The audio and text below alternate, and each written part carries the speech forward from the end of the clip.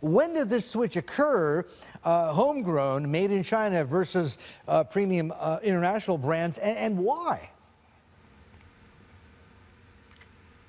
Well, Martin, this is a good question. We have been tracking the FMCG market, as you know, for the last 6 years. And this is first good news is that the FMCG market has grown faster in 2017 than in previous 2016, for example. And this is great news. It's a confirmation that this economy is really moving from production and export to more consumption and service. And we see that in the numbers.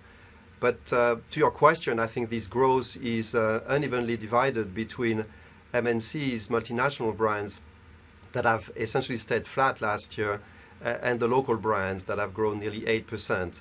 And so I think there is a lot to learn for the MNC brands. You know, what is the playbook? What is the reason why the local brands are doing so well? And by the way, this is not the first year that we see that.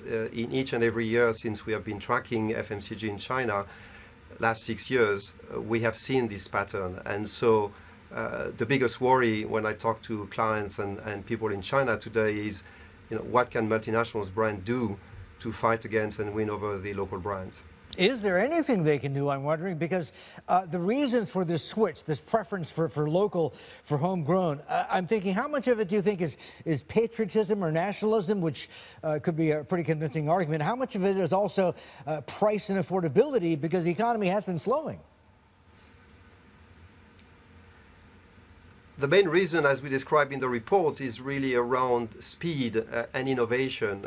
I mean, there is a preconceived idea that Chinese brands are good copiers and they can only sell very low-end products at low prices. It's not true anymore, and we see lots of innovations. We describe some examples in our report, and these innovations are actually sold at a premium price. So I think that's the first thing. The second thing is really around speed.